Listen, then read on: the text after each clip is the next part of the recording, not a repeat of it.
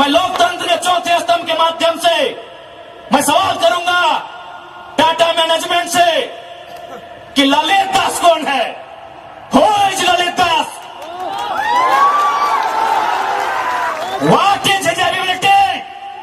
उसकी योग्यता क्या है? कौन है ललित दास? उसकी योग्यता क्या है? कितना तक पढ़ा है कि आज सीएसआर को संभालेगा? आज IL6 में नौकरी करेगा? सारा चीज का गांव का उजड़ा, एक नहीं 18 गांव टाटा के लिए उजड़ा है। और छत्तीसगढ़ का रघुवर दास जी का बेटा ललित दास यह IL6 में नौकरी करेगा, सीएसआर को संभालेगा। हम सवाल करेंगे, पूछेंगे मैनेजमेंट से, छापिए इसको हेडलाइन में कि जयराम महतो टाटा प्रबंधन से यह सवाल करता है, जमशेदपुर की टाटा प्रबंधन से, कि ललित दास कौन है, क्या है उसकी योग्यता।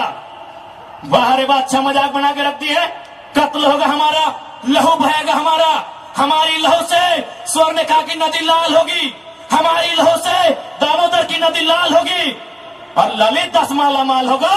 हम सवाल भी करेंगे और बवाल भी करेंगे, इस बात को लिख लीजिए। आइए सामने टाटा के प्रबंधन और हमें उत्तर दीजिए कि ललित दास कौन है, क्या है उसकी योग्यता। पूर्व मुख्यमंत्री का बेटा होना योग्यता है या वर्तमान राज्यपाल का बेटा होना योग्यता है? क्या यह योग्यता कहा जाएगा? भारत एक संवैधानिक राष्ट्र है, क्या बाप के तोड़ने के बदले बेटे दरोगा बनेगा? बाप के तोड़ने से बेटे दरोगा बनेगा? बाप एग्जाम पास करेगा बेटा टीचर बनेगा? तो पूर्व मुख्यमंत्री रहे चाहे वर्तमान राज्यपाल रहे, ललित दास कौन है, हमको हिसाब किताब चाहिए। आज न ये चुनावी भाषण देने आए हैं, न राजनीति की बात करने आए हैं, एक संदेश लेके आए हैं कि कोयलांचल और कोल्हान के लोगों, हम दो हमारे दो नहीं, बिल्कुल इस भ्रम में मत रहिए, हम दो हमारे दो नहीं, तीसरा पैदा कीजिए, उसको निर्मल महतो बनाइए, उसको हथियार से लेस कीजिए। अरे कैसे लड़ेंगे आप इनसे? 20 लाख करोड़ की प्रॉपर्टी है इनकी, आप ऐसे लोगों से लड़ पाएंगे? आपका टीचर बेटा लड़ पाएगा? आपका वकील बेटा इनसे लड़ पाएगा? आपका डॉक्टर बेटा इनसे लड़ पाएगा? इसलिए आज कोल्हान और कोयलांचल, हम दो हमारे दो नहीं, तीसरा पैदा कीजिए, उसको निर्मल बनाइए और उन पैमानों से युद्ध के लिए तैयार कीजिए, आपको बचाने कोई नहीं आएगा। अरे आप किससे उम्मीद करते हैं? एसएसपी, आपको जानकारी होना चाहिए, एसएसपी टाटा का साथ देते हैं, हिंदू मुस्लिम का राइट होता है, 44 मुसलमानों की दुकान तोड़ी जाती है, उस समय धारा 144 होता है, लेकिन टाटा रातों रात रोड बनाता है, धारा 144 का कहीं जिक्र नहीं होता है। आपकी सुरक्षा कौन करेगा बताइए?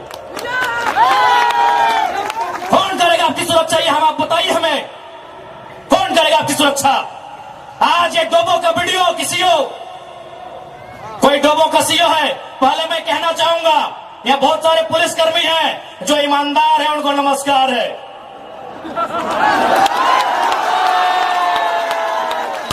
आईएएस रहे चाहे आईपीएस रहे, जो ईमानदार है उनको नमस्कार है।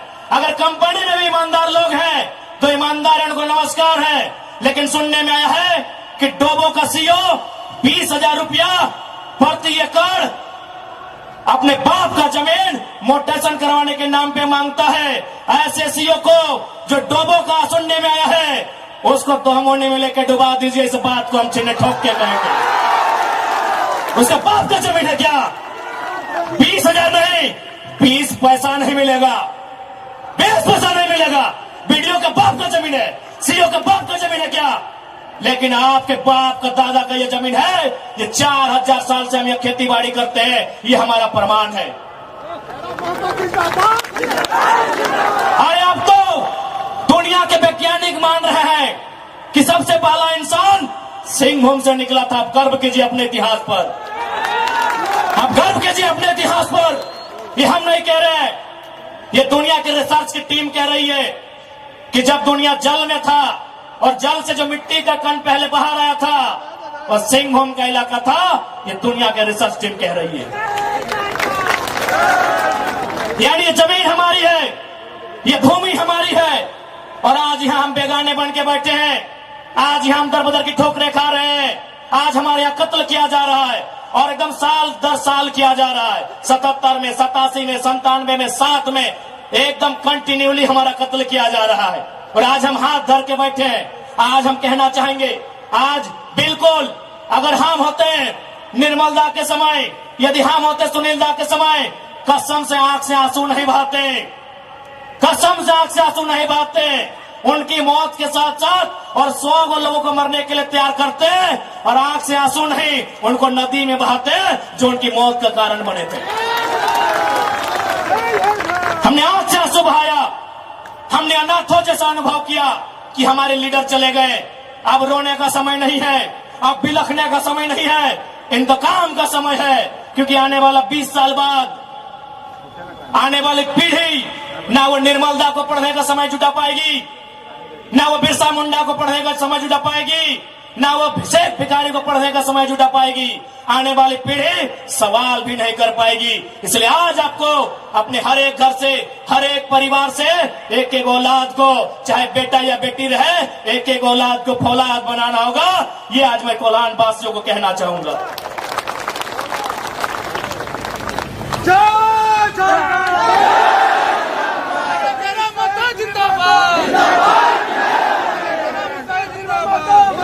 आज मैं एक सवाल करूंगा इस भीड़ से, मैं सवाल करूंगा टाटा नगरी में बसे बड़ी बड़ी इमारतों में बैठे लोगों से कि जब 1907 में टाटा की स्थापना हुई थी, मालिक कौन था? टाटा का कोई होगा? 1907 में टाटा की स्थापना हुई थी, मालिक कौन था? Who was the founder? Who was the owner? Tata का कोई होगा? नौसेरे भाई टाटा या जो भी उनका नाम है। आज 115 साल बीत चुके हैं, आज टाटा का मालिक कौन है? आज भी टाटा का मालिक टाटा का वंशी है। 100 साल पहले टाटा ने पूंजी का इन्वेस्ट किया था, आज 100 साल बाद भी टाटा का मालिक टाटा का वंशज है। लेकिन एक सवाल होगा मेरा, 100 साल पहले जिन कुर्मियों ने, जिन संथालियों ने, जिन हो ने, जिन गोड़ाई ने, जिन धीवर ने, जिन अल्पसंख्यक ने टाटा में जमीन दिया था, आज उस परिवार के पास क्या नौकरी है? आज हम सवाल करेंगे। अरे आपने पूंजी लगाया, 100 साल बाद आप मालिक है, हमने भी पूंजी दिया है। पूंजी 2 प्रकार की होती है इंपॉर्टेंट, एक जमीन, दूसरा अर्थ। अर्थ आपका, मालिक आज आप है, जमीन हमारी, हम कहां ये सवाल करेंगे। ये कैसा देश है जो कहते हैं ये गांधी का देश है, ये किसानों का देश है? गांधी जी कहते थे कि किसानों की आत्मा बसती है गांव में, तो आज कहां है गांव? आज कहां है किसान? केवल पूंजीवादी का हावी, आज चारों तरफ केवल कैपिटलिज्म के लोगों का दबदबा। ठीक है, हम विकास के विरोधी नहीं है, अरे हमने इंसान भी दिया है और जमीन दान भी दिया है। हमने इंसान के रूप में कभी बिरसा भगवान को दिया, कभी भागीरथ मांझी, कभी तिलका मांझी को दिया, तो कभी निर्मल महतो, तो कभी सुनील महतो जैसे शेर को हमने दिया। और जमीन की बात कीजिएगा तो जहां तक टाटा की नजर जाएगी वो जमीन सारी की सारी हमारी है। क्या नहीं दिया हमने विकास के नाम पे? विकास के नाम पे हमारा कत्ल हुआ, विकास के नाम पे हमारा गांव उजाड़ा गया, विकास के नाम पे हमको लूटा गया। और आज अगर हम सवाल करेंगे तो आप हमें उग्रवादी जैसे शब्दों से नवाजेंगे। तो आज ये बात जान लीजिए, भले आज ये आपका समय है क्योंकि प्रधानमंत्री आपके हैं, सही बात है, किसानों के प्रधानमंत्री नहीं है। भले आप भावनाओं में वोट देते हैं, आज फिर किसान आंदोलन कर रहा है, किसान 700 मर चुके हैं, ये किसानों के प्रधानमंत्री नहीं है। अगर ये किसानों के प्रधानमंत्री होते तो एक रूल बनाते हैं, 1984 तक टाटा ने जो 15,000 एकड़ जमीन का अधिग्रहण किया है, उसमें मात्र 3,000 एकड़ में प्रोडक्शन का काम हुआ है, मात्र 3,000 एकड़ में कंपनी का एस्टेब्लिशमेंट किया गया है। यदि ये देश और ये वर्तमान के प्रधानमंत्री अगर किसानों के होते तो एक फरमान जारी करते कि बाकी जो आपके पास 12,000 एकड़ बचा है, उसे पोल्ट्री फार्म खोलना है क्या? उसे पोल्ट्री फार्म खोलना है? जी नहीं, रियल एस्टेट को बेचना है। हमारी जमीनें टाटा डिसाइड करेंगे, रियल एस्टेट को बेचना है। इसलिए अगर सच में ये किसानों के प्रधानमंत्री होते तो एक नियम बनाते, और ये नियम है भी, बकायदा न्यायालय में चर्चा उठ चुका है कि यदि किसी कंपनी ने जमीन लिया है और उस जमीन पे काम नहीं हुआ है तो रैयत को वापस लौटाना चाहिए। टाटा ने 15,000 एकड़ जमीन लिया है, मानते हैं 3,000 एकड़ पर इन्होंने काम किया है, चलिए 3,000 एकड़ एक्स्ट्रा, अभी भी 10,000 एकड़ जमीन है जो इनके कब्जे में है, वो यहाँ के रैयतों को वापस मिलना चाहिए। तब मानेंगे ये गांधी का देश है, तब मानेंगे किसानों का देश है। आप बोलेंगे हम मान लेंगे, दीजिए 10,000 एकड़ जमीन वापस, तब मानेंगे किसानों का देश है, तब मानेंगे महात्मा गांधी का देश है। आज और तमाम जितने भी आईएएस, आईपीएस, मिनिस्टर, आज अगर मैं साफ कहूंगा कि संविधान की जितनी हत्या उग्रवादी आतंकवादी करते हैं उससे कहीं ज्यादा वो आईएएस, आईपीएस और मिनिस्टर संविधान की हत्या करता है जो पूंजीपतियों का साथ देता है। क्यों पता है? पढ़े लिखे लोग, पुलिसकर्मी भाई आप भी सुनिएगा कि आपके एसपी संविधान की हत्या कैसे करते हैं। हाँ, पुलिस वाली दीदी आप भी सुनिएगा कि आपके डीसी संविधान की हत्या कब करते हैं। भारत के संविधान को खोलिए, भारत के संविधान में प्रियम्बल आता है। प्रियम्बल में क्या लिखा है पता है? हम भारत के लोग सामाजिक, राजनीतिक, आर्थिक न्याय की बात लिखा है। हम भारत के लोग धर्मनिरपेक्ष समाजवाद का नाम लिखा है, समाजवाद, पूंजीवाद नहीं लिखा है, कहीं नहीं लिखा है। भारत के संविधान में समाजवाद लिखा है। हम भारत के लोग धर्मनिरपेक्ष समाजवाद भारत की निर्माण करेंगे। आज ये जो भी आईएएस, आईपीएस अगर पूंजीवाद का पक्ष लेते हैं, नक्सली से भी बड़ा नक्सली वो आईएएस, आईपीएस होते हैं। हाँ, हम सीधा ठोक के कहेंगे। बाकी एसपी साहब, आप चाहे तो हमारी मौत का साजिश कर सकते हैं, क्योंकि आपकी पत्नी को पूर्व में, अभी नहीं, अभी वाले नहीं, अभी वाला नया आया है, पूर्व वाले एसएसपी साहब, आप चाहे तो हमारी हत्या की साजिश रच सकते हैं, रचने का आपको अधिकार है। आपकी पत्नी को टाटा के दलालों ने नौकरी जो दिया है, और ये कोई नई बात नहीं है। झारखंड राज्य में केवल गुंडों ने मौत का साजिश नहीं किया है। बगोदर के एक विधायक थे, नाम अगर आप नहीं जानते तो सुन लीजिए, कॉमरेड महेंद्र सिंह, उनकी हत्या में एसपी का हाथ था। सीना ठोक के कहते हैं आज भी गांव में लोग कहते हैं कि कॉमरेड महेंद्र सिंह की हत्या में उस समय जो भी थे, क्योंकि हम लोग उस समय अंडा थे, अंडा मेरा छोटा बच्चा थे, हमें आइडिया नहीं है, जो भी थे, जिस भी जिला के थे, झारखंड में 24 में से एक एसपी का हाथ था महेंद्र सिंह की हत्या में। तो ऐसे लोग जिनकी पत्नियों को, जिनके बच्चों को ये लोग नौकरी देंगे, वो हत्या करने से पीछे कैसे हटेंगे? तो सुन लीजिए महोदय, चूंकि आपकी योग्यता का हम सम्मान करते हैं, आपकी प्रतिभा का सम्मान करते हैं, आपकी एजुकेशन का सम्मान करते हैं, लेकिन एक बात कहेंगे, हम गरीब लोग हैं, बद्दुआ नहीं देते हैं, लेकिन हमारे दिल से एक हाय निकलती है। उस हाय से याद रखिएगा, ये विधाता आपको कभी माफ नहीं करेगा। अरे भाई, अगर हिम्मत नहीं है तो काहे गर्व से बोलते हैं कि आईएएस, आईपीएस बन के आए हैं? अगर Tata, Vedanta, Birla, BCCL, CCL, Ambani, Adani, Usha Martin, TISCO, Telco, अगर उनकी गलत नीतियों से आपको लड़ने का हिम्मत नहीं है तो काहे खुद को आईएएस, आईपीएस की गिनती करवाते हैं? चपरासी बनिए, चपरासी बनिए। और हम ये भी मानते हैं कि आज आपके पास शक्तियां हैं। अरे बहुत अच्छा, क्या कीजिएगा? ऐसे भी तो हमारा कत्ल होता आया है। हम कत्ल होते होते हम मरते मरते परेशान हो चुके हैं। हमने बहुत कत्ल देखा है। जितना अंग्रेजों ने हमें नहीं सताया है, उससे कई ज्यादा गुना कॉर्पोरेट ने, भ्रष्ट आईएएस, आईपीएस ने, भ्रष्ट मिनिस्टर ने और भ्रष्ट डोबो जैसे सीओ ने हमें सताया है। अरे आप क्या कीजिएगा, कीजिए ना। मरने सब आया है, कौन यहां जीने आया है?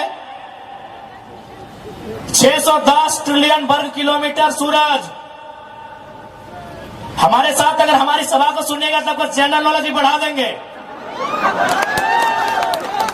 610 ट्रिलियन वर्ग किलोमीटर सूरज एक दिन मर जाएगा। 510 मिलियन वर्ग किलोमीटर की धरती ये भी एक दिन मर जाएगी। 165 वर्ग किलोमीटर में फैला हुआ, मिलियन वर्ग किलोमीटर में फैला हुआ प्रशांत महासागर, ये पानी भी एक दिन सूख जाएगा। 5,95,000 वर्ग किलोमीटर, 95 लाख वर्ग किलोमीटर फैला हुआ हिमालय का पहाड़ एक दिन पिघल जाएगा। 38 मिलियन वर्ग किलोमीटर में उगने वाला चंद्रमा मर जाएगा। अरे 5 फीट का इंसान काहे डर रहे हैं? काहे डर रहे हैं? आपकी डर आपकी मौत का कारण है, आपकी डर आपकी भय का कारण है। मैं एक लाइन कहूंगा, एक क्रिकेट का उदाहरण आपको दूंगा। साउथ अफ्रीका में एक खिलाड़ी थे, उनका नाम था ग्रीम स्मिथ। उन्होंने घर की दीवारों पर 3 लाइन लिखा था कि मुझे बड़ा होके साउथ अफ्रीका की टीम से क्रिकेट खेलना है। दूसरा लाइन लिखा था मुझे साउथ अफ्रीका की क्रिकेट टीम का कप्तान बनना है। और तीसरा लाइन लिखा था मुझे ऑस्ट्रेलिया को घर में घुसकर टेस्ट मैच हराना है। जबकि क्रिकेटर का ड्रीम होता है वर्ल्ड कप जीतना, लेकिन ग्रीम स्मिथ का ड्रीम वर्ल्ड कप नहीं था, ऑस्ट्रेलिया को टेस्ट में हराना था। चूंकि उन्होंने घर की दीवार पर लिखा था, रोज उनको पढ़ते थे और उन्होंने वो तीनों ड्रीम पूरा किया था। आप भी जाओ, घर की दीवारों पर लिख दो, सुनील महतो की शहादत को लिखो, निर्मल दा की शहादत को लिखो, हमारे साथ हुए जुल्म को लिखो, जिस एसपी के टाइम में जुल्म हुआ उसका नाम लिखो, जिस जीएम के टाइम में जुल्म हुआ उसका नाम लिखो।